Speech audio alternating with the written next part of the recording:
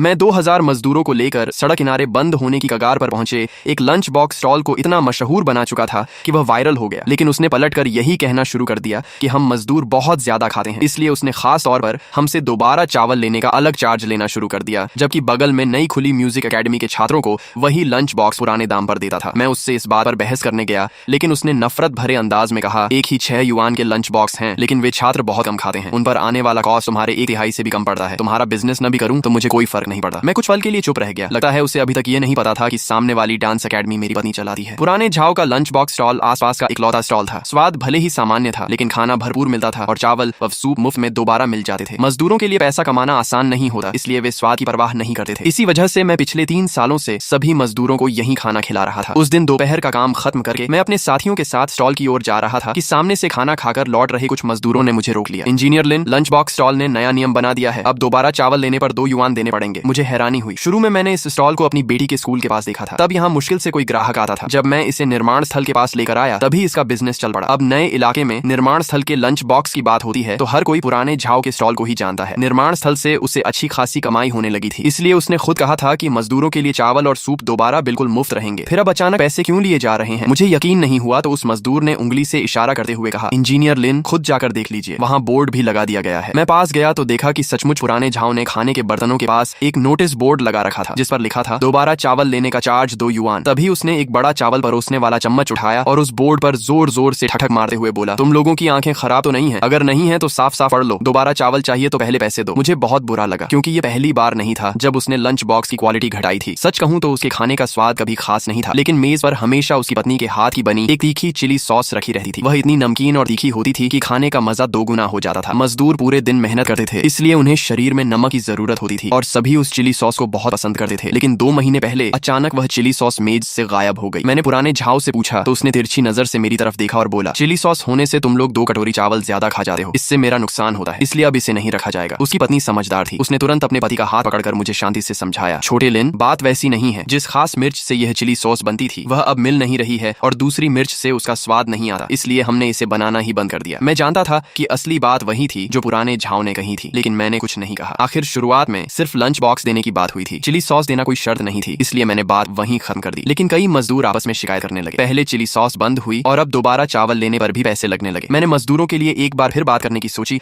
और अनजान बनकर पुराने झाव से पूछा, पुराने झाव, यह नियम तो बाहर से आने वाले ग्राहकों के लिए होगा ना? उसने तुरंत जवाब दिया, बकवास मत करो, यह नियम खास तुम्हारे निर्माण स्थल के मजदूरों के लिए ही है। अगर मैं कोई कदम नहीं उठाता तो तुम जैसे मेहनत मजदूरी करने वाले लोग मेरा पूरा लंच बॉक्स स्टॉल ही बंद करवा देते। उसकी यह बात सुनते ही मेरे साथ आए सभी मजदूरों का गुस्सा फूट पड़ा। मजदूर शियाओ लियू ने एक लंच बॉक्स उठाकर सीधे पुराने झाव के सामने खोल दिया और बोला, जरा खुद ही बताओ, तुम्हारे इस खाने से भला हम तुम्हारा बिजनेस कैसे बंद कर सकते हैं? देखो तो सही, पूरे लंच बॉक्स में सिर्फ 3 टुकड़े ब्रेस्ड पोर्क के हैं और वो भी पूरे के पूरे चर्बी वाले। पुराने झाव ने तुरंत जवाब दिया, क्या तुम अंधे हो? ये दुबला मांस नहीं दिख रहा? मैंने ध्यान से उन ब्रेस्ड पोर्क के टुकड़ों को देखा, उनमें दुबला मांस तो दूर, ठीक से सोया सॉस तक नहीं डाली गई थी। पूरा मांस सफेद सफेद दिख रहा था, जिसे देखकर ही भूख मर जाए। फिर उसने चावल दिखाते हुए कहा, और ये चावल देखो, पहले से आधे रह गए हैं। कहा था 6 युआन में एक नॉन वेज और 3 वेज डिशेज, लेकिन जरा सब्जियां देखो, उन 3 बड़े चर्बी वाले टुकड़ों के अलावा इसमें जरा भी मांस है क्या? मांस कम दिया तो भी चलो मान लिया, लेकिन सब्जियों के साथ भी ऐसा धोखा। ये हरी सब्जी पीली पड़ चुकी है, आलू के छिलके तक नहीं उतारे, बड़ी मिर्च को कम से कम काट तो देते, सब्जियां खराब हैं, ऊपर से अब नमक तक डालना बंद कर दिया है। इतना फीका खाना कोई कैसे खाए? शियाओ लियू बिल्कुल सच कह रहा था। जब पुराने झाव ने पहली बार हमारे निर्माण स्थल के लिए लंच बॉक्स बनाना शुरू किया था तब वह जरा भी लापरवाही नहीं करता था। स्पाइसी चिकन में सिर्फ चिकन ही चिकन होता था, ग्रीन पेपर पोर्क में भरपूर मांस होता था, सब्जियां अच्छी तरह धोई जाती थी और तेल, नमक, सोया सॉस, सिरका, किसी चीज की कमी नहीं होती थी। लेकिन पिछले कुछ समय से उसने इतनी कॉस्ट कटिंग शुरू कर दी थी कि खाना खाने वालों की जुबान तक बेस्वाद हो गई थी। फिर भी पुराने झाव को जरा भी शर्म नहीं आई। उसने शियाओ लियू के हाथ से लंच बॉक्स छीन लिया और बोला, अगर पसंद नहीं है तो दफा हो जाओ, किसने तुमसे कहा था मेरा खाना खाने? कहते हो खाना फीका है, ये क्यों नहीं कहते कि तुम लोगों की आदत ही बहुत तेज मसाले खाने की है? जानते भी हो सिर्फ तुम्हारे लिए खाना बनाने में मेरे सीजनिंग पर कितना खर्च आता है। छोटे लिन, शुरू में तो तुम ही मुझे यहाँ लाए थे और अब तुम ही लोगों को मेरे खिलाफ भड़का रहे हो। तुम्हारा मतलब क्या है? कोई ऐसे भी करता है? मुझे उम्मीद नहीं थी कि वह उल्टा मुझ पर ही इल्जाम लगाएगा, लेकिन मैं उससे बहस नहीं करना चाहता था। अगर मैं उससे उलझ जाता तो मजदूर और वह आपस में मारपीट पर उतर आते। मैंने शांत होकर कहा, पुराने झाव, मैंने किसी मजदूर को तुम्हारे खिलाफ नहीं भड़काया, तुम्ही ने खाने का स्टैंडर्ड बहुत नीचे कर दिया है। शुरू में हमारी बात हुई थी कि 6 युआन में एक नॉन वेज, 3 वेज डिशेज और मुफ्त में दोबारा चावल मिलेगा। पहले तुम चिली सॉस देते थे, फिर बंद कर दी, हमने कुछ नहीं कहा। उसके बाद गाढ़ा सूप पतला हो गया, फिर सूप भी बंद कर दिया और आज तो मुफ्त में दोबारा चावल देना भी बंद कर दिया। क्या ये हमारी गलती है? तभी दूसरे मजदूर बोले, हाँ, तुमने लंच बॉक्स में खाना भी कम कर दिया है। हम सुबह भर मेहनत करते हैं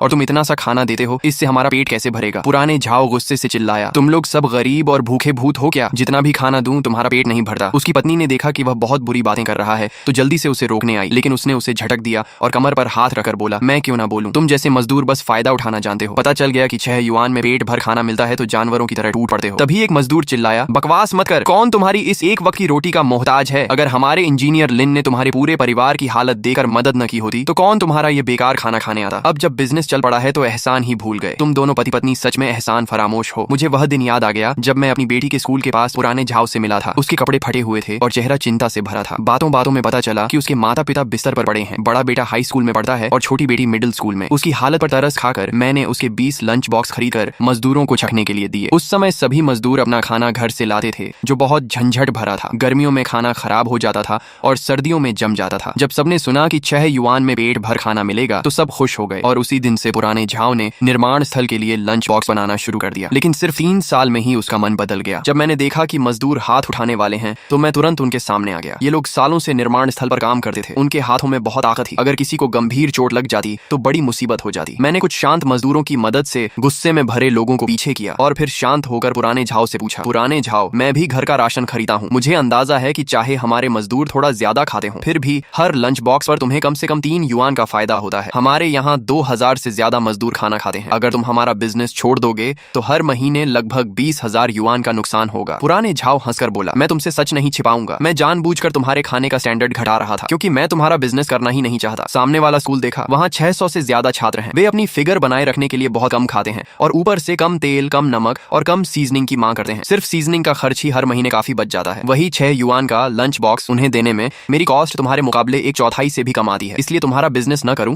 तो भी मुझे कोई फर्क नहीं पड़ता। वैसे भी हमने कोई कॉन्ट्रैक्ट नहीं किया है। उसकी बात सही थी। लंच बॉक्स खाना पूरी तरह लोगों की अपनी मर्जी थी और हम उस पर भरोसा करते थे, इसलिए कभी कॉन्ट्रैक्ट नहीं किया। लेकिन सामने वाले स्कूल की तरफ देखकर मुझे मन ही मन हंसी आ गई क्योंकि वह डांस अकेडमी मेरी पत्नी की थी। स्कूल में अपना कैफेटेरिया बन चुका था, बस रेनोवेशन पूरा नहीं हुआ था, इसलिए फिलहाल छात्रों को बाहर खाना पड़ रहा था। कुछ बच्चे घर से खाना लाते थे और बाकी मजबूरी में पुराने झाव के यहाँ खाते थे। लेकिन कल ही मेरी पत्नी ने बताया था कि सिर्फ 1 हफ्ते बाद कैफेटेरिया शुरू हो जाएगा। ये सोचकर मैंने एक लंबी सांस ली और कहा, ठीक है पुराने झाव, अगर तुम हमारा बिजनेस नहीं करना चाहते तो आज के बाद हम कहीं और खाना खा लेंगे। ये सुनते ही उसकी पत्नी घबरा गई और मुझे रोकने लगी। वह अभी भी हमारी वजह से होने वाली कमाई छोड़ना नहीं चाहती थी, लेकिन पुराने झाव ने उसे डांटे हुए कहा, चुप रह बेवकूफ औरत, इस लड़के की बातों में मत आ। कई किलोमीटर तक सिर्फ हमारा ही लंच बॉक्स स्टॉल है। बाकी जो कुछ रेस्टोरेंट हैं वहाँ एक कटोरी साधारण नूडल्स भी 18 युआन की मिलती है। क्या तुम्हें लगता है ये मजदूर इतना महंगा खाना खाएंगे? आखिर में इन्हें फिर अपना खाना घर से लाना पड़ेगा और जब तंग आकर दोबारा मेरे पास आएंगे तब यह लंच बॉक्स 6 युआन का नहीं मिलेगा, कम से कम 18 युआन दूंगा। उसका घमंडी चेहरा देखकर मुझे घिन आने लगी। मैं बाकी मजदूरों को लेकर वहाँ से जाने लगा। तभी उसने पीछे से चिल्लाकर कहा, रुको, अभी तुमने इतना हंगामा किया कि सारे मजदूर चले गए। मैंने जो इतने सारे लंच बॉक्स तैयार किए हैं अब तुम्हें सब खरीदने होंगे। मैंने कहा, हम क्यों खरीदें, हमने तय कर लिया है कि अब यहाँ नहीं खाएंगे। वह बोला, लेकिन खाना तो मैं बना चुका हूँ, इसमें मेरा पैसा लगा है। मैंने शांत स्वर में कहा, पुराने झाव, अब तुम ही ज्यादा जबरदस्ती कर रहे हो। अभी थोड़ी देर पहले तुमने खुद कहा था कि हमारे बीच कोई कॉन्ट्रैक्ट नहीं है और तुम हमारा बिजनेस नहीं करना चाहते, फिर अब जबरदस्ती हमें ये लंच बॉक्स क्यों बेच रहे हो? पुराने झाव ने कहा, मैंने कहा था कि तुम्हारा बिजनेस नहीं करूंगा, लेकिन वह कल से होगा। आज का खाना तो मैं पहले ही तैयार कर चुका हूँ। तुम लोगों ने पहले से कोई सूचना भी नहीं दी। अब इतने सारे लंच बॉक्स बच गए हैं, उनका मैं क्या करूँ? मैंने कहा, ठीक है, पहले यह बताओ कि कुल कितने लंच बॉक्स बचे हैं। शियाओ लियू तुरंत बोला, इंजीनियर लिन, आप इसकी इस गंदी आदत को बढ़ावा मत दीजिए, ये साफ साफ हम लोगों को परेशान कर रहा है। शियाओ लियू सही कह रहा था। पिछले 3 सालों में पुराने झाव ने इतना पैसा कमाया था कि अब वह पहले वाला गरीब और डरा सहमा इंसान नहीं रहा था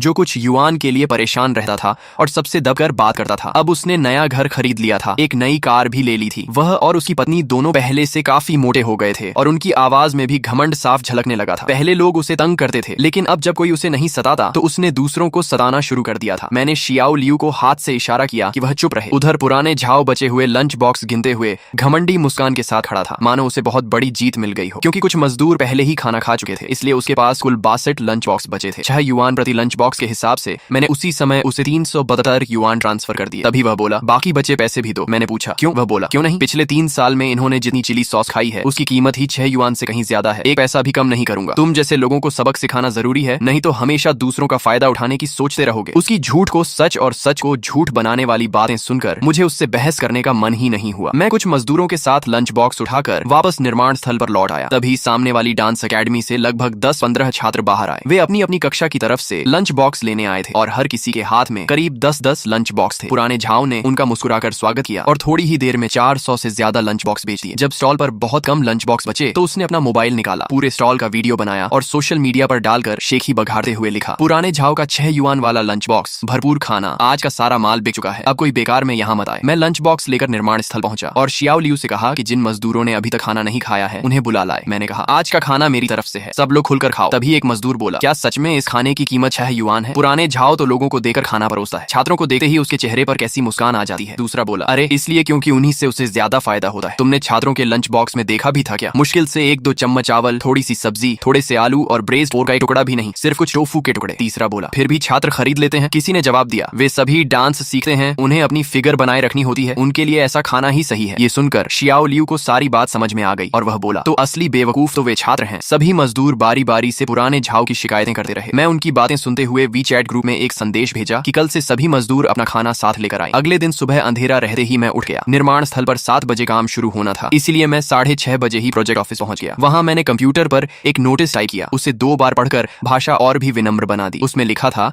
कि आज से निर्माण स्थल की तरफ से पुराने झाव के लंच बॉक्स नहीं मंगवाए जाएंगे। अब से सभी मजदूरों का दोपहर का खाना एक प्रोफेशनल केटरिंग कंपनी उपलब्ध कराएगी। ये कंपनी मैंने अचानक नहीं ढूंढी थी। पिछले महीने एक केटरिंग बिजनेस चलाने वाला मालिक निर्माण स्थल पर अपना पैम्फलेट देकर गया था। कल रात मैंने वही पैम्फलेट निकाल कर देखा और आज सुबह उसे मिलने बुला लिया। उसका उपनाम झो था। वह करीब 30-35 साल की महिला थी और पिछले 5 साल से निर्माण स्थलों पर ग्रुप केटरिंग का काम कर रही थी। उसके पास बिजनेस लाइसेंस भी था और फूड सेफ्टी लाइसेंस भी। मैंने उससे करीब आधे घंटे तक बात की। उसने कहा कि 7 युआन में एक लंच बॉक्स मिलेगा जिसमें 3 non veg dishes, 2 veg dishes और भरपेट चावल होंगे। हर दिन ठीक 11:30 बजे खाना निर्माण स्थल के मुख्य गेट पर पहुंचा दिया जाएगा। उसने हिसाब लगाकर कहा कि 7 युआन में मुनाफा बहुत कम रहेगा, लेकिन अगर रोज 2000 लंच बॉक्स का ऑर्डर मिले तो वह काम कर सकती है। मैंने कहा कि निर्माण स्थल हर लंच बॉक्स पर 1 युआन की सब्सिडी देगा। यह सुनते ही उसने बिना सोचे कहा, ठीक है, मैं कल से ही डिलीवरी शुरू कर दूंगी। उसके जाने के बाद मैंने निर्माण स्थल के ग्रुप में नया नोटिस भेज दिया। संदेश भेजते ही पूरा ग्रुप संदेशों से भर गया। सबसे पहले शियाओ लियू ने लिखा, इंजीनियर लिन, यह बदलाव बहुत पहले कर देना चाहिए था। उसके बाद लगातार संदेश आने लगे। कोई पुराने झाव को गालियां दे रहा था,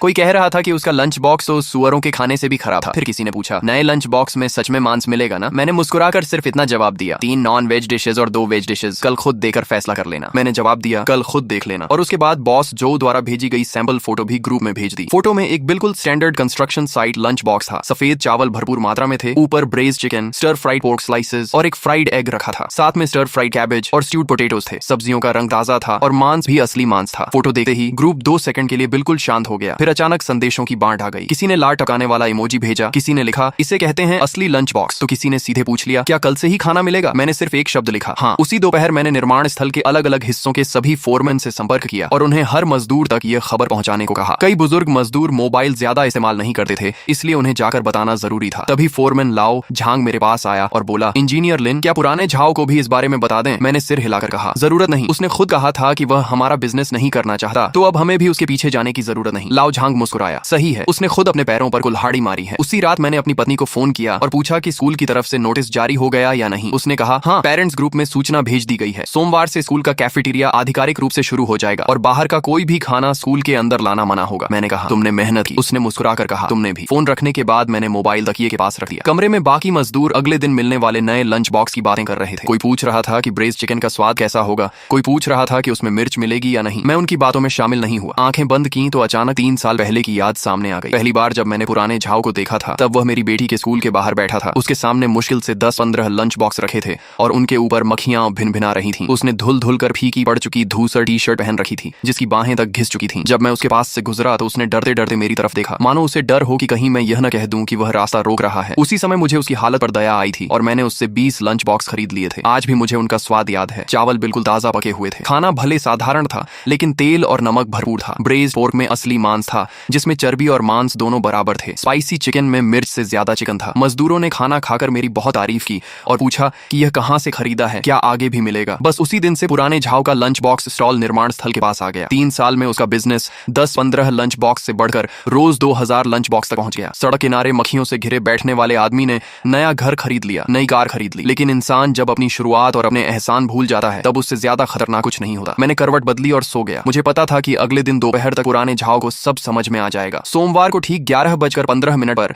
बॉस जो की डिलीवरी ट्रक समय पर निर्माण स्थल के मुख्य गेट पर आकर रुकी। 2 बड़े ट्रक थे जिन पर उसकी कंपनी का नाम लिखा था। सफेद यूनिफॉर्म और मास्क पहने 4 डिलीवरी स्टाफ उतरकर बड़ी फुर्ती से इंसुलेटेड फूड बॉक्सेस नीचे उतारने लगे और उन्हें कतार में लगा दिया। मैंने पास जाकर देखा, हर लंच बॉक्स पारदर्शी प्लास्टिक के ढक्कन से बंद था। अंदर का खाना बिल्कुल वैसा ही था जैसा फोटो में दिखाया गया था। सफेद चावल से भाप निकल रही थी, ब्रेज्ड चिकन का रंग गहरा था और स्टर फ्राइड पोर्क स्लाइसेस में हरी शिमला मिर्च साफ दिखाई दे रही थी। जैसे ही 11:30 बजे काम बदलने की सीटी बजी, चारों तरफ से मजदूर खाने के लिए आने लगे। डिलीवरी ट्रक देकर सब तेजी से आगे बढ़े, लेकिन लाइन में किसी ने धक्का नहीं दिया। सब आराम से अपनी बारी का इंतजार करते रहे। किसी ने आवाज लगाई, इंजीनियर लिन आइए खाना खाइए। मैंने भी एक लंच बॉक्स लिया और वहीं बैठकर खाने लगा। चावल बिल्कुल सही पके थे, सब्जियों में नमक भी ठीक था। ब्रेज्ड चिकन इतनी अच्छी तरह पका था कि चॉपस्टिक लगाते ही हड्डी से अलग हो गया। 2000 लंच बॉक्स सिर्फ 40 मिनट में खत्म हो गए। बॉस जो के लोग खाली इंसुलेटेड बॉक्सेस समेटकर ट्रक में रखकर चले गए। पूरा काम तेज, साफ और व्यवस्थित था। खाना खत्म करके मैंने खाली डिब्बा कूड़ेदान में फेंका और सड़क की तरफ देखा। पुराने झाव का स्टॉल निर्माण स्थल से करीब 300 मीटर दूर था। यहाँ से उसका सनशेड टेंट दिखाई दे रहा था, लेकिन आज उस टेंट के नीचे बिल्कुल सन्नाटा था। न कोई मजदूर लाइन में खड़ा था और न कोई हाथ में लंच बॉक्स लिए आता जाता दिखाई दे रहा था। मैं वापस काम पर लौट आया। दोपहर करीब 3 बजे लाओ झांग मेरे पास आया। उसके चेहरे पर हल्की मुस्कान थी। वह बोला, इंजीनियर लिन, पता है पुराने झाव का क्या हाल हुआ? मैंने कहा, नहीं। वह बोला, वह दोपहर में 1 घंटे से ज्यादा इंतजार करता रहा, लेकिन एक भी मजदूर उसके पास नहीं गया। पहले तो उसे लगा कि सब लोग नाराज हैं। फिर उसने मुझे फोन करके पूछा कि क्या हुआ। मैंने उसे सब सच बता दिया। फोन पर वह काफी देर तक चुप रहा। बाद में उसने इंजीनियर ली और इंजीनियर चेन को भी फोन किया। इंजीनियर ली ने साफ कह दिया, इंजीनियर लिन ने कहा है कि तुम्हारा खाना बहुत हाई स्टैंडर्ड का है, हम जैसे साधारण लोग उसे खरीद नहीं सकते, इसलिए आगे हमें फोन मत करना। मैंने सिर्फ इतना कहा, समझ गया। लाओ झांग के जाने के बाद मैं फिर काम देखने लगा। दोपहर का काम तीसरी इमारत की कंक्रीट कास्टिंग का था, इसलिए मुझे वहीं खड़ा रहना पड़ा। धूप बहुत तेज थी और कंक्रीट मिक्सर ट्रक की आवाज लगातार गूंज रही थी। शाम को काम खत्म होने पर शियाओ लियू दौड़ता हुआ आया और बोला, इंजीनियर लिन, मैं अभी पुराने झाव के स्टॉल के पास से आया हूँ। वह अभी भी वहीं बैठा है। उसके सामने लंच बॉक्स का बड़ा ढेर लगा है, उन पर मक्खियां भिनभिना रही हैं। वह प्लास्टिक की कुर्सी पर बैठा बस उन्हें देख रहा था। उसके पूरे कपड़े पसीने से भीग चुके थे। मैंने बस सिर हिलाया। फिर उसने धीरे से पूछा, इंजीनियर लिन, क्या सामने वाले स्कूल के छात्र भी अब उसके पास नहीं जा रहे? मैंने जवाब दिया, स्कूल का कैफेटेरिया खुल गया है, इसलिए छात्र अब वहाँ क्यों जाएंगे? शियाओ लियू बोला, जो हुआ सही हुआ। मैं अपना सेफ्टी हेलमेट उठाकर कमरे की तरफ चल पड़ा। निर्माण स्थल के गेट से निकलते समय मैंने एक बार फिर पुराने झाव के स्टॉल की तरफ देखा। सनशेड टेंट अब भी वहीं था। नीचे एक अकेली परछाई प्लास्टिक की कुर्सी पर बैठी थी। सामने मेज पर शायद वही बचे हुए लंच बॉक्स रखे थे। जून की गर्मी में दोपहर का बना खाना शाम तक निश्चित ही खराब हो चुका होगा। मुझे पुराने झाव की वही बात याद आई जिसमें वह घमंड से कहता था कि रोज सिर्फ खाना तैयार करने में ही उसे 2 घंटे पहले उठना पड़ता है। 2000 लंच बॉक्स के लिए कम से कम 150 किलो चावल पकाने पड़ते हैं, ढेर सारी सब्जियां काटनी पड़ती हैं और ऊपर से डांस एकेडमी के 600 लंच बॉक्स अलग। आज यह सब उसके सिर पर ही रह गया था। उसके अपने हिसाब से सिर्फ खाने का सामान ही कई हजार युआन का नुकसान करा चुका था, लेकिन न मुझे कोई खुशी हुई और न ही उस पर दया आई। बस यही लगा कि यह सब कितना बेकार था। कोई इंसान अपनी अच्छी भली जिंदगी को खुद अपने हाथों से कैसे बर्बाद कर सकता है। उधर कमरे में मजदूर फिर खाने की बातें कर रहे थे। कोई कह रहा था कि आज जैसा ब्रेज्ड चिकन उसने बाहर कभी नहीं खाया। कोई कह रहा था कि स्टर फ्राइड पोर्क स्लाइसेस तो उसकी पत्नी से भी अच्छे बने थे। बातों बातों में फिर पुराने झाव का जिक्र आ गया। तभी एक उम्रदराज मजदूर ने गहरी सांस भरते हुए कहा, पुराना झाव असल में वह आदमी। में अफसोस होता है, अगर शुरुआत में वह इतना लालची न बनता तो 2000 लंच बॉक्स का बिजनेस पूरे प्रोजेक्ट के खत्म होने तक आराम से चलता और वह आसानी से लाखों युआन कमा सकता था। दूसरा मजदूर बोला, वह उन्हीं लोगों में से है जिन्हें इज्जत देना भी बेकार होता है। पैसा कमाते समय उसे कभी याद नहीं रहा कि किसने उसकी मदद की थी, लेकिन अब जब नुकसान हो रहा है तो बचता रहा है। देख लेना, 2-4 दिन में वह खुद इंजीनियर लिन के पास मदद मांगने आएगा। मैंने कोई जवाब नहीं दिया, बस करवट बदलकर दीवार की तरफ मुंह कर लिया। टीन की दीवार पर एक छिपकली बिल्कुल चुपचाप बैठी थी। उसका पेट धीरे धीरे ऊपर नीचे हो रहा था। पुराने झाव ने 3 दिन तक किसी तरह हिम्मत बनाए रखी। इन 3 दिनों में वह रोज समय पर अपना स्टॉल लगाता रहा। पहले उसने 2000 लंच बॉक्स तैयार किए, फिर 500, उसके बाद 200 और आखिर में सिर्फ कुछ दर्जन लंच बॉक्स। लेकिन हर शाम उसे बचे हुए सारे लंच बॉक्स सड़क किनारे रखे कूड़ेदान में फेंकने पड़ते थे। चौथे दिन दोपहर में प्रोजेक्ट ऑफिस की मीटिंग के लिए जा रहा था। निर्माण स्थल के मुख्य गेट से गुजरते समय मैंने दूर से देखा कि पुराना झाव अपने स्टॉल के सामने खड़ा होकर गर्दन लंबी करके निर्माण स्थल की तरफ देख रहा था। उसके पास उसकी पत्नी भी खड़ी थी और दोनों किसी बात पर बहस कर रहे थे। मैं बिना रुके आगे निकल गया। दोपहर की मीटिंग खत्म होने के बाद लाओ झांग मेरे पास आया और बोला, पुराना झाव आज डांस एकेडमी भी गया था। मैं रुक गया। लाओ झांग ने बताया, दोपहर में वह कुछ लंच बॉक्स लेकर स्कूल के गेट पर गया था। वह छात्रों को खाना बेचना चाहता था, लेकिन सिक्योरिटी गार्ड ने उसे अंदर नहीं जाने दिया। वह गेट पर आधे घंटे से ज्यादा खड़ा रहा। बाद में कुछ छात्र बाहर निकले। उन्होंने उसके लंच बॉक्स देखे और सिर हिला दिया। एक छात्र ने उससे कहा, हमारे प्रिंसिपल ने आदेश दिया है कि अब से सिर्फ स्कूल के कैफेटेरिया का खाना ही खाया जाएगा। पुराने झाव ने पूछा, प्रिंसिपल कौन है? छात्र ने जवाब दिया, उनका सरनेम लिन है। ये सुनकर मेरा दिल एक पल के लिए रुक सा गया, लेकिन मैंने चेहरे पर कोई भाव नहीं आने दिया। लाओ झांग आगे बोला। इसके बाद पुराना झाव गेट पर बहस करने लगा। वह पूछ रहा था कि छात्रों को उसका लंच बॉक्स खरीदने से क्यों रोका जा रहा है। सिक्योरिटी गार्ड ने उसकी बातों पर ध्यान ही नहीं दिया। वह वहीं खड़ा रहा। फिर स्कूल का एक एडमिनिस्ट्रेटिव डायरेक्टर बाहर आया और उसने पुराने झाव से कहा कि यह स्कूल का नियम है, बाहर का बिना लाइसेंस और बिना फूड सेफ्टी परमिट वाला खाना स्कूल के अंदर नहीं लाया जा सकता। अगर उसके पास बिजनेस लाइसेंस और फूड सेफ्टी परमिट है तो वह स्कूल की आधिकारिक प्रोक्योरमेंट प्रोसेस के जरिए आवेदन कर सकता है। लेकिन पुराने झाव के पास इनमें से कुछ भी नहीं था। उसका पूरा बिजनेस शुरू से आखिर तक सिर्फ सड़क किनारे का एक अस्थायी स्टॉल था। उसका कोई स्थायी शॉप तक नहीं था। लाओ झांग ने कहा। आखिर में पुराना झाव सिर झुकाकर वहां से चला गया। उसके हाथ में वही कुछ लंच बॉक्स थे जो वह बेच नहीं पाया था। 5वां दिन शुक्रवार था। शाम को काम खत्म होने के बाद मैं अपनी पत्नी को लेने स्कूल स्कूल गया। हर शुक्रवार उसकी रात 9 बजे तक एडवांस डांस क्लास होती थी, इसलिए मैं हमेशा 5:30 बजे पहुंचकर उसके ऑफिस में उसका इंतजार करता था। जब मैं कार लेकर स्कूल के सामने पहुंचा तो मैंने पुराने झाओ को देखा। वह स्कूल के सामने सड़क के किनारे बैठा था। उसके पास एक फोम बॉक्स रखा था जिसका ढक्कन खुला हुआ था। अंदर कुछ लंच बॉक्स रखे थे। वह सिर झुकाकर अपना मोबाइल देख रहा था और डूबते सूरज की लाल रोशनी उसके चेहरे पर पड़ रही थी। मैंने कार पार की, नीचे उतरा, आगे की सीट से अपनी पत्नी के लिए लाया हुआ थर्मोस कप निकाला और हाथ में लेकर स्कूल के गेट की तरफ बढ़ गया। तभी पुराने झाओ ने सिर उठाया। पहले उसकी नजर मेरी कार पर गई, फिर मुझ पर। उसकी आंखें पहले सिकुड़ी और फिर धीरे धीरे पूरी खुल गई। उसने मुझे पहचान लिया था, लेकिन शायद उसे कभी यह अंदाजा नहीं था कि मेरा इस कार से कोई संबंध हो सकता है। उसकी नजरें बार बार मेरे और कार के बीच घूमती रहीं। उसने मुंह खोला लेकिन कुछ बोल नहीं पाया। तभी स्कूल का गेट खुला और मेरी पत्नी मुस्कुराते हुए बाहर आई। पुराने झाओ तुरंत खड़ा हो गया। उसकी नजर मेरी पत्नी पर टिक गई। वह कई बार स्कूल के गेट पर आ चुका था, इसलिए उसने नोटिस बोर्ड पर लगी प्रिंसिपल की तस्वीर जरूर देखी होगी। उसने फिर से मुंह खोला। इस बार उसका गला हल्का सा हिला। मैंने अपनी पत्नी के कंधे पर हाथ रखा और उसके साथ स्कूल के अंदर चल पड़ा। तभी पीछे से पुराने झाओ ने कांपती आवाज में पुकारा, इंजीनियर लिन। उसकी आवाज ऐसी लग रही थी जैसे गले में कुछ अटक गया हो। मैंने पीछे मुड़कर नहीं देखा। मैं और मेरी पत्नी स्कूल के अंदर चले गए। पीछे सिक्योरिटी गार्ड ने लोहे का गेट बंद कर दिया। लोहे का गेट जोर से बंद होने की आवाज के साथ पुराने झाओ की आवाज बाहर ही रह गई। हम दोनों ऑफिस बिल्डिंग की तरफ बढ़ते गए। खेल के मैदान के पास पहुंचकर मैंने एक बार पीछे मुड़कर गेट की तरफ देखा। लोहे की सलाखों के बीच से पुराना झाओ अभी भी सड़क के उस पार खड़ा दिखाई दे रहा था। उसका एक हाथ फोम बॉक्स पर रखा था और वह बिल्कुल पत्थर की मूर्ति की तरह वहीं खड़ा था। मैंने फिर नजर हटा ली। सूरज अब बहुत नीचे आ चुका था। उसकी रोशनी में मैदान की सफेद लाइनें चमक रही थीं और दूर डांस क्लासरूम से पियानो की आवाज आ रही थी। मैं ऑफिस बिल्डिंग के नीचे पत्थर की बेंच पर बैठ गया, थर्मोस कप अपने पास रख दिया और मोबाइल निकाल कर देखा। निर्माण स्थल के ग्रुप में किसी ने एक फोटो भेजी थी। फोटो में पुराने झाओ का स्टॉल दिखाई दे रहा था। उसका फोम बॉक्स उल्टा पड़ा था। सारे लंच बॉक्स जमीन पर बिखरे हुए थे और पुराना झाओ वहीं बैठा दोनों हाथों से अपना सिर पकड़े हुए था। फोटो के नीचे सिर्फ एक ही लाइन लिखी थी, पुराना झाओ पूरी तरह टूट चुका है। मैंने मोबाइल वापस जेब में रख दिया। पत्थर की बेंच थोड़ी हिली तो मैं बैठने का तरीका बदलकर फिर शांत बैठ गया। दूर से पियानो की धुन अब भी सुनाई दे रही थी। एक धुन खत्म होती और दूसरी शुरू हो जाती। पूरे वीकेंड में निर्माण स्थल नहीं गया और घर पर अपनी बेटी के साथ समय बिताया। सोमवार सुबह जैसे ही मैं प्रोजेक्ट ऑफिस पहुंचा, शियाओ लियू दौड़ता हुआ आया और अपना मोबाइल मेरे चेहरे के सामने कर दिया। स्क्रीन पर एक लाइव स्ट्रीम रिप्ले चल रहा था। उसमें पुराने झाओ की पत्नी अपने स्टॉल के पीछे बैठी थी। उसकी आंखें लाल थीं और वह रोते हुए कैमरे से कह रही थी, मैं और मेरे पति सुबह से रात तक मेहनत करके लंच बॉक्स बनाते हैं ताकि पास के निर्माण स्थल के मजदूरों को सस्ता दोपहर का खाना मिल सके। लेकिन उन मजदूरों ने 3 साल तक हमारा खाना खाया, फिर खाने में कमी निकालकर सब एक साथ आना बंद कर दिया। अब वे हर जगह हमारी बुराई कर रहे हैं। हमारा बिजनेस पूरी तरह बंद हो गया है। घर में बूढ़े माता पिता बिस्तर पर पड़े हैं, 2 बच्चे पढ़ाई कर रहे हैं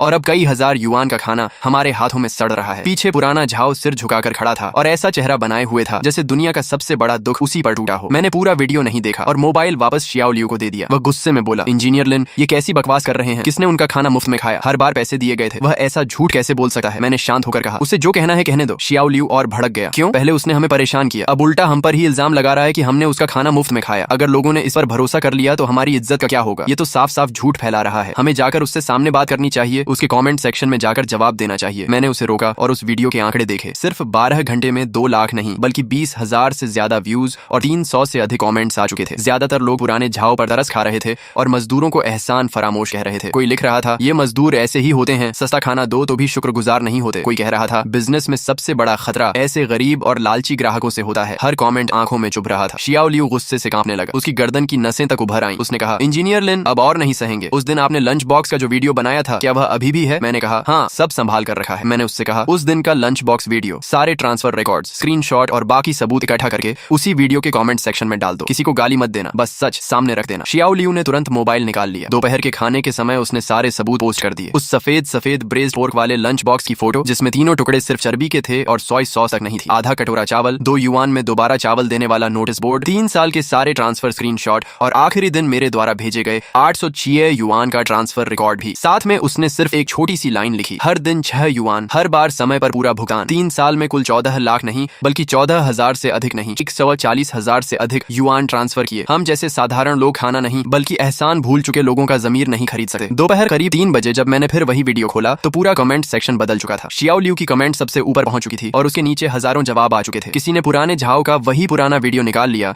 जिसमें वह अपने स्टॉल पर खड़े होकर गर्व से कह रहा था, आज के सारे लंच बॉक्स बिक गए, अब कोई बेकार में मत आना। लोगों ने दोनों वीडियो साथ रखकर तुलना की। एक तरफ वह अपने शानदार बिजनेस का दिखावा कर रहा था और दूसरी तरफ कह रहा था कि मजदूरों ने उसका खाना मुफ्त में खाया। दोनों बातें एक दूसरे के बिल्कुल उलट थीं। किसी ने उसी चर्बी वाले लंच बॉक्स की फोटो डालकर लिखा, ऐसा ब्रेस्ड पोर्क तो कुत्ता भी सूंघ कर छोड़ दे, फिर भी 6 युआन लेते हो। किसी ने हिसाब लगाया कि दोबारा चावल के 2 युआन अलग लेने से 2000 मजदूरों से रोज 4000 युआन अतिरिक्त कमाए जाते थे। फिर पूछ रहा था, आखिर किसका शोषण हो रहा था? किसी ने पुराने झाओ के पुराने पुराने वीडियोस भी निकाल लिए। एक में वह नई कार के सामने खड़ा हंस रहा था और दूसरे में अपने नए घर का वीडियो दिखा रहा था। शाम तक लोगों की राय पूरी तरह बदल चुकी थी। पुराने झाओ की पत्नी वाला वीडियो रिपोर्ट होकर हटा दिया गया, लेकिन उसके स्क्रीनशॉट और दोबारा अपलोड किए गए वीडियोस पूरे इलाके में फैल चुके थे। अब पुराना झाओ आसपास के कई निर्माण स्थलों के ग्रुप में मजाक का विषय बन चुका था। सिर्फ हमारे ही नहीं, बगल के 2 और निर्माण स्थलों के मजदूर भी उसी चर्बी वाले ब्रेज पोर्क लंच बॉक्स की फोटो एक दूसरे को भेज रहे थे। किसी ने तो मजाक में एक तुकबंदी भी बना दी, पुराने झाओ का खाना सफेद सफेद, 3 चर्बी के टुकड़े, किसी को नहीं भेज। रात करीब 9 बजे पुराने झाओ का फोन आया। मैंने स्क्रीन पर उसका नंबर 6-7 बार बजने दिया, लेकिन उठाया नहीं। उसने दोबारा फोन किया, तब भी नहीं उठाया। तीसरी बार मैंने सीधे रिजेक्ट कर दिया। थोड़ी देर बाद एक मैसेज आया, छोटे लिन, कृपया वे वीडियोस हटवा दो, मुझसे गलती हो गई। मैं मजदूरों से माफी मांग लूंगा, उनसे कहो कि इंटरनेट पर मेरे बारे में लिखना बंद कर दें, मेरा बिजनेस सच में खत्म हो जाएगा। मैंने मैसेज पढ़कर मोबाइल बेड साइड टेबल पर रख दिया। बाहर रात के कीड़ों की आवाज आ रही थी और हवा से टीन की छत गूंज रही थी। मैं आंखें बंद करके सो गया। अगले पूरे हफ्ते पुराने झाओ का स्टॉल पूरी तरह सुनसान रहा। सिर्फ मजदूर और छात्र ही नहीं, बल्कि पहले आने वाले सामान्य ग्राहक भी आना बंद कर चुके थे। इंटरनेट पर फैले स्क्रीनशॉट और वीडियोस ने उसकी पूरी बदनामी कर दी थी। कुछ लोग तो सिर्फ उसका स्टॉल देखने और फोटो खींचने आते थे और लिखते थे, आओ मशहूर बेईमान लंच बॉक्स स्टॉल देखो। मजबूर होकर पुराने झाओ ने पहले कीमत 5 युआन कर दी, कोई नहीं आया। फिर 4.5 युआन कर दी, तब भी कोई नहीं आया। आखिर उसने कीमत घटाकर 4 युआन कर दी और वही पुरानी चिली सॉस की बोतल भी फिर से मेज पर रख दी। उसने स्टॉल के सामने लाल कागज पर अपने हाथ से एक नया बोर्ड लिखा, 4 युआन का lunch box, 1 non veg, 3 veg dishes, मुफ्त में दोबारा चावल और सूप, साथ में घर की बनी चिली सॉस। उसकी लिखावट टेढ़ी मेढ़ी थी, साफ पता चलता था कि उसने खुद लिखा है। उधर हमारे मजदूर रोज 7 युआन वाले 3 नॉन वेज और 2 वेज डिशेज वाले लंच बॉक्स खाते हुए उसके स्टॉल के सामने से गुजरते। कुछ लोग रुकर उसे देखते भी थे। एक दिन दोपहर में शियाओ लियू अपना लंच बॉक्स लेकर वहां से गुजरा। उसने ढक्कन खोलकर पुराने झाओ को दिखाया और हंसते हुए बोला, पुराने झाओ जरा देखो, इसमें चिकन लेग भी है और पोर्क रिब्स भी। फिर मुस्कुराकर बोला, और हाँ, तुम्हारे ब्रेज पोर्क में अब दुबला मांस आने लगा या अभी भी सिर्फ चर्बी ही मिलती है? अगर दुबला मांस नहीं है तो हम तो नहीं खाएंगे। उसने अपना चेहरा दूसरी तरफ फेर लिया। उसके स्टॉल पर अब भी कई दर्जन लंच बॉक्स रखे थे। इंसुलेटेड कवर के नीचे से भाप बाहर निकल रही थी। चिली सॉस की बोतल सबसे सामने रखी हुई थी, लेकिन फिर भी एक भी ग्राहक नहीं आ रहा था। मैं उसके पास से गुजरा, लेकिन न रुका और न ही उसकी तरफ देखा। फिर भी मेरी नजर के किनारे से मैंने देखा कि वह ठीक वैसे ही बैठी थी जैसे 3 साल पहले बैठा करती थी, कंधे सिकुड़े हुए, दोनों हाथ घुटनों पर रखे हुए। उसका चेहरा सनशेड की छाया में छिपा हुआ था, इसलिए उसका भाव साफ दिखाई नहीं दे रहा था। उसी शाम पुराने झाओ और उसकी पत्नी के बीच स्टॉल पर झगड़ा हो गया। मैंने अपनी आंखों से नहीं देखा, बाद में मजदूरों से सुना। उन्होंने बताया कि पुराने झाओ की पत्नी ने गुस्से में स्टॉल पर रखा एक बड़ा बर्तन उठाकर जमीन पर पटक दिया, जो चकनाचूर हो गया। वह लगातार चिल्ला रही थी, तुझे बस पैसे ही दिखाई देते हैं, तूने मेहनत मजदूरी करने वालों को हमेशा नीची नजर से देखा। 2000 लोगों का बिजनेस था, तूने एक पल में छोड़ दिया। बहुत बड़ा आदमी बन गया है ना? इंजीनियर लिन ने दिल से तेरी मदद की, तुझे इतना बड़ा बिजनेस दिलाया और तूने उन्हीं के साथ ऐसा व्यवहार किया। अब देख, कई हजार युआन का सारा खाना सड़ गया। अब भर इसकी भरपाई किस चीज से करेगा? पुराना झाओ एक तरफ खड़ा था। उसने कई बार मुंह खोला जैसे कुछ कहना चाहता हो, लेकिन हर बार चुप रह गया। आखिर में दोनों पति पत्नी बिना कुछ बोले स्टॉल समेटने लगे। जो भी लंच बॉक्स नहीं बिके थे उन्हें उठाकर कूड़ेदान में फेंक दिया गया। यहाँ तक कि चिली सॉस की बोतल भी पुराने झाओ ने उठाकर जमीन पर पटक दी। लाल चिली सॉस चारों तरफ फैल गई और जमीन पर ऐसा लग रहा था मानो खून बिखरा हो। जब मजदूर मुझे यह सब बता रहे थे, तब मैं कमरे में बर्तन धो रहा था। मुझे पता था कि पुराना झाओ अब ज्यादा दिन नहीं टिक पाएगा। हर दिन स्टॉल लगाने में उसका खर्च कम नहीं था। चावल, सब्जियां, मांस, सीजनिंग, गैस और सामान ढोने वाली 3 पहियों की गाड़ी का फ्यूल, सब में पैसा लगता था। पहले जब वह 2000 से ज्यादा लंच बॉक्स बेचता था तो यह खर्च आसानी से निकल जाता था, लेकिन अब पूरे दिन में मुश्किल से कुछ लंच बॉक्स बिकते थे। हर बार स्टॉल लगाने का मतलब सिर्फ नुकसान था। सबसे बड़ी मुसीबत ये थी कि उसने घर और कार दोनों लोन पर खरीदे थे। हर महीने की EMI उसके बिजनेस के खराब होने से बंद नहीं होने वाली थी। मुझे उसकी हालत देखकर खुशी नहीं हो रही थी। सच कहूं तो दिल के किसी कोने में भारीपन था। 3 साल पहले जब मैंने उसकी मदद की थी, तब वह पूरी तरह सच्चे मन से की थी। मैं उसके परिवार की हालत जानता था। बूढ़े माता पिता बिस्तर पर थे, बच्चे पढ़ रहे थे और पूरे परिवार का बोझ उसी के कंधों पर था। उस समय मुझे लगा था कि वह मेहनती और ईमानदार इंसान है। जिंदगी मुश्किल जरूर है, लेकिन वह मेहनत से आगे बढ़ना चाहता है। मुझे कभी नहीं लगा था कि पैसा किसी इंसान को इतना बदल सकता है, या शायद पैसे ने उसे बदला ही नहीं बल्कि उसका असली चेहरा सामने ला दिया। अगर कोई इंसान दिल से ही तुम्हें नीचा समझता है तो गरीबी में वह बस अपनी भावना दबाकर रखता है, लेकिन जैसे ही पैसा आ जाता है वह खुद को रोक नहीं पाता। इसका पैसे से कोई संबंध नहीं होता, यह उसके असली स्वभाव का सवाल होता है। कुछ ही समय बाद पुराने झाओ ने एक और बहुत बड़ी बेवकूफी कर दी। उसका स्टॉल लगभग आधे महीने तक सुनसान पड़ा रहा। इन 15 दिनों में वह कभी स्टॉल लगाता, कभी नहीं। मुझे नहीं पता कि वह कहीं और भी लंच बॉक्स बेच रहा था या नहीं, लेकिन उसके चेहरे पर हर दिन बढ़ती थकान और मायूसी देखकर साफ समझ में आता था कि उसकी हालत अच्छी नहीं थी। असली घटना एक बुधवार को हुई। उस दिन दोपहर में निर्माण स्थल के पास वाली एक छोटी सुपरमार्केट की मालकिन मेरे पास आई। उसने बताया कि सुबह उसने पुराने झाओ के 2 लंच बॉक्स खरीदे थे और नाश्ते में खाए थे, लेकिन दोपहर होते होते उसे तेज दस्त शुरू हो गए। मैंने पूछा, हालत ज्यादा खराब है क्या? उसने कहा, मैं क्लिनिक गई थी, वहाँ IV ड्रिप लगवाई। डॉक्टर ने कहा कि गंदा खाना खाने की वजह से एक्यूट गैस्ट्रोएंटेराइटिस हो गया है। मैंने कहा, फिर पुराने झाओ के पास जाओ। उसने सिर हिलाकर कहा, उसने तो स्टॉल ही हटा लिया है, अब वह कहीं दिखाई नहीं देता। इसके बाद मुझे लगातार 2 2-3 और लोगों के बारे में भी पता चला जिन्होंने पुराने झाव के लंच बॉक्स खाए थे और उनकी तबीयत भी बिगड़ गई थी। वे सभी आसपास के सामान्य ग्राहक थे, निर्माण स्थल के मजदूर नहीं। सभी को लगभग एक जैसे लक्षण हुए थे, उल्टी, दस्त और पेट खराब। लोग कहने लगे कि शायद पुराने झाव ने एक्सपायर्ड इंग्रेडिएंट्स इस्तेमाल किए थे क्योंकि उसका लंच बॉक्स बिक नहीं रहा था और कुछ दिनों तक यह बात चलती रही। किसी ने पुलिस में शिकायत की या नहीं मुझे नहीं पता, लेकिन पुराने झाव के स्टॉल के पास वाली दुकान के मालिक सीधे उसके पास पहुंच गए। उस मकान मालिक का सरनेम ली था, सब उसे बॉस ली कहते थे। पुराने झाव का स्टॉल भले ही खुले में लगता था, लेकिन जिस जगह पर वह स्टॉल लगाता था और जहां से पानी बिजली लेता था वह जगह बॉस ली से किराए पर ली हुई थी। बॉस ली बड़ा चालाक आदमी था। जैसे ही उसे पता चला कि पुराने झाव के लंच बॉक्स खाकर कुछ लोग बीमार पड़ गए हैं, उसी दोपहर वह लोगों को लेकर स्टॉल खाली करवाने पहुंच गया। पुराना झाव जाने को तैयार नहीं था। बॉस ली उसके सामने खड़ा हुआ और हाथ में रेंटल कॉन्ट्रैक्ट लेकर बोला, पुराने झाव खुद पढ़ ले। कॉन्ट्रैक्ट की 8वीं धारा में साफ लिखा है कि किराएदार किसी भी तरह का गैर कानूनी या नियमों के खिलाफ बिजनेस नहीं करेगा। तेरे पास कोई लाइसेंस नहीं है और अब तेरे खाने से लोग बीमार भी हो गए हैं। मैं अब यह जगह तुझे किराए पर नहीं दे सकता। पुराना झाव गिड़गिड़ाकर बोला, भाई ली, मुझे कुछ दिन और दे दो, मैं तुरंत सारे लाइसेंस बनवा लूंगा। बॉस ली ने सिर हिलाया, मामला सिर्फ लाइसेंस का नहीं है, तेरी बदनामी हो चुकी है। तू यहाँ स्टॉल लगाएगा तो मेरे दूसरे किराएदारों का बिजनेस भी खराब होगा। बगल में जो नई मिल्क टी शॉप खुलने वाली थी उसने भी तेरी वजह से यहाँ दुकान खोलने से मना कर दिया है। पुराने झाव ने धीरे से पूछा, तो पेनल्टी कितनी लगेगी? बॉस ली बोला, कॉन्ट्रैक्ट में अभी 8 महीने बाकी है, हर महीने 1500 युआन किराया है, 2 महीने का बकाया किराया और पेनल्टी मिलाकर कुल 14,000 युआन देने होंगे। ये सुनते ही पुराने झाव का चेहरा एकदम सफेद पड़ गया। उसने मुंह खोला जैसे कुछ कहना चाहता हो, लेकिन उसकी पत्नी ने पीछे से उसका कपड़ा पकड़ लिया। आखिर उसने मेज छोड़ दी। दोनों पति पत्नी चुपचाप अपना सामान समेटने लगे। सारे बर्तन, भगोने और सामान 3 पहियों वाली गाड़ी पर लाद दिए। 4 युआन वाले लंच बॉक्स का लाल कागज वाला बोर्ड हवा से उड़कर नीचे गिर गया। पुराना झाव झुकर उसे उठाने लगा। 2 पल तक उसे घूरता रहा और फिर बिना कुछ बोले गाड़ी में रख दिया। ये सब भी मुझे बाद में शियाओ लियू ने बताया। वह उस दिन टहलते हुए वहीं से गुजरा था। 3 दिन बाद पुराना झाव हमारे निर्माण स्थल पर आया। सही कहूं तो वह निर्माण स्थल के मुख्य गेट के बाहर बैठा मेरा इंतजार कर रहा था। उस दिन मैं सुबह से तीसरी इमारत की छत पर कंक्रीट पोरिंग का काम देख रहा था और दोपहर में नीचे उतरा। जैसे ही गेट के पास पहुंचा मैंने देखा कि चौकीदार के कमरे के पास की सीढ़ियों पर एक आदमी बैठा है। उसका हाल बिल्कुल वैसा ही था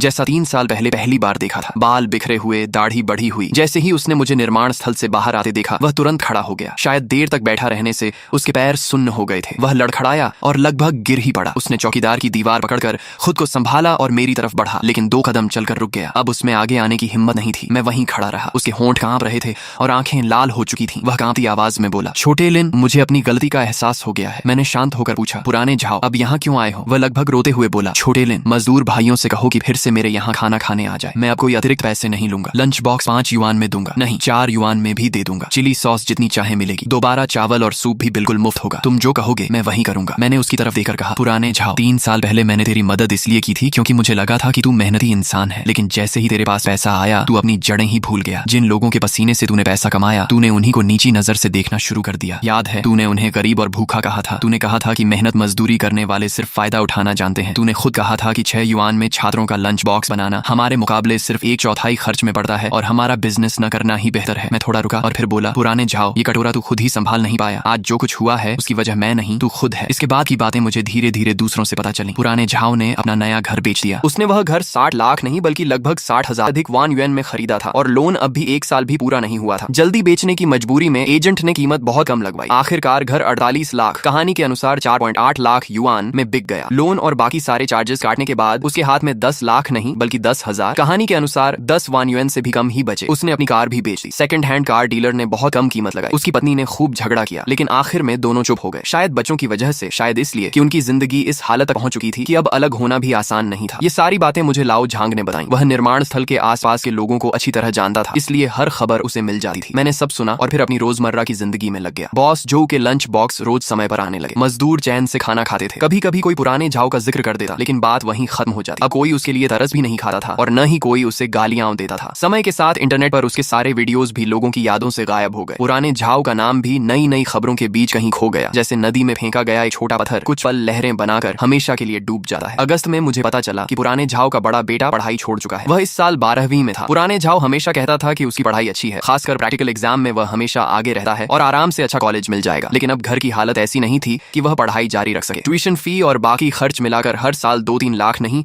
बल्कि 2-3 वान युएन लगते थे और पुराना झाव अब वह पैसा नहीं जुटा सकता था। उसका नाम झाव लेई था। उम्र 18 साल। कद बहुत ऊंचा नहीं था लेकिन शरीर मजबूत था। मैंने उसे पहली बार तब देखा जब निर्माण स्थल पर अस्थायी मजदूरों की भर्ती हो रही थी। सितंबर की शुरुआत थी और मौसम अब भी गर्म था। मैं प्रोजेक्ट डिपार्टमेंट के बाहर सामान आने की सूची देख रहा था। तभी शियाओ लियू एक लड़के को लेकर आया। मैंने सिर उठाकर देखा। एक दुबला पतला जवान लड़का उसके पीछे खड़ा था। धूप से उसका रंग थोड़ा सांवला पड़ गया था, लेकिन साफ दिख रहा था कि असल असल में उसका रंग गोरा है। उसने पुरानी स्पोर्ट्स जैकेट पहन रखी थी और उसकी पैंट के घुटने पर बड़ा सा चीरा था। उसने अपनी आईडी कार्ड मेरे सामने बढ़ाई। मैंने लेकर देखा, नाम झावले, जन्म वर्ष 2006। उसी पल मुझे सब समझ में आ गया। वह धीरे से बोला, मैं कोई भी काम कर लूंगा, ईंट उठाना हो या सीमेंट ढोना, सब कर लूंगा। मैंने कहा, मुझे पता है कि तुम्हारा पिता कौन है। उसने तुरंत सिर झुकाकर जवाब दिया, मेरे पिता की गलती उनकी है, मैं सिर्फ काम करना चाहता हूँ। मैंने पूछा, निर्माण स्थल का काम बहुत कठिन होता है, पहले कभी किया है? वह अपने कपड़ों का किनारा मरोड़ रहा था। उसकी उंगलियों के जोड़ बहुत खुरदरे थे, वे किसी छात्र के हाथ नहीं लगते थे। मुझे याद आया कि जब पुराना झाओ अच्छा इंसान था, तब यही लड़का छुट्टियों में उसके साथ काम करता था, सब्जियां ढोता था, मांस काटता था